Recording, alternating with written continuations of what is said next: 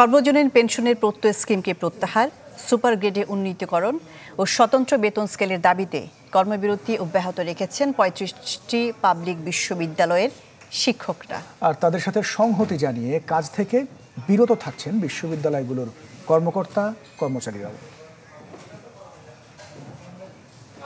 বৃষ্টিবাদল উপেক্ষা করেই সর্বজনীন পেনশনের প্রত্যয় স্কিম প্রত্যাহার সহ ৩ দফা দাবিতে বাংলাদেশ প্রকৌশল বিশ্ববিদ্যালয়ের শিক্ষকরা জড়ো হন কাউন্সিল ভবনের সামনে। বৃহত্তর স্বার্থে এবং আমাদের শিক্ষক সমাজের যে মর্যাদা আছে সেই মর্যাদা অক্ষুণ্ণ রাখার স্বার্থে কিন্তু আমাদের জন্য অত্যন্ত কষ্টকর যে শ্রেণীকক্ষে না যাওয়া বা পরীক্ষা না নেওয়া, সেই কষ্টকর কাজগুলো আমাদের করতে হচ্ছে, কারণ আমাদের আসলে দেওয়ালে পিঠ ঠেকে গেছে।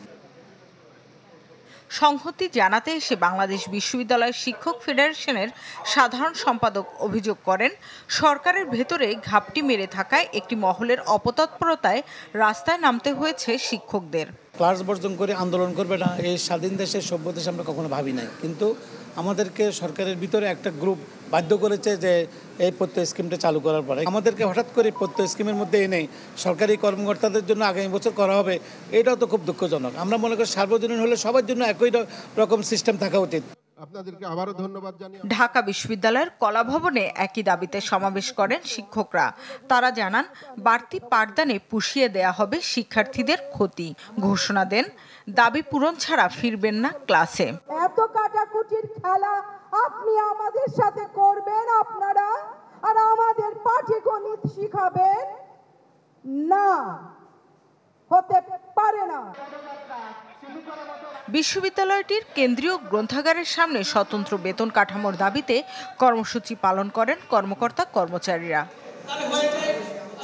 শাহজালাল বিজ্ঞান ও প্রযুক্তি বিশ্ববিদ্যালয়েও আন্দোলনের পক্ষে সমাবেশ করে শিক্ষক সমিতি। বঙ্গবন্ধু চত্বরে সংহতি জানান কর্মকর্তারা। আমরা প্রত্যাহার চাই, বাতিল চাই, কারণ আমরা মনে করি যে এই পেনশন স্কিমের মাধ্যমে আমরা অনেক ক্ষতির সম্মুখীন হব। বিশ্ববিদ্যালয়ের জন্য প্রতিশ্রুত সুপার গ্রেড, যেটা অলরেডি প্রতিশ্রুত ছিল এবং প্রস্তাবিত ছিল, সেটা অন্তর্ভুক্তি করুন। আর বরিশাল বিশ্ববিদ্যালয়ে সমাবেশ ঘিরে সংঘর্ষে জড়ান কর্মকর্তাদের দুই পক্ষ। দেশের ৩৫টি পাবলিক বিশ্ববিদ্যালয়ের মতোই সর্বাত্মক কর্মবিরতি অব্যাহত আছে নোয়াখালী বিজ্ঞান ও প্রযুক্তি বিশ্ববিদ্যালয়ে। ৩ দফা দাবিতে রংপুরেও বেগম রোকেয়া বিশ্ববিদ্যালয়ের প্রশাসনিক ভবনের সামনে সমাবেশ করেন শিক্ষকরা।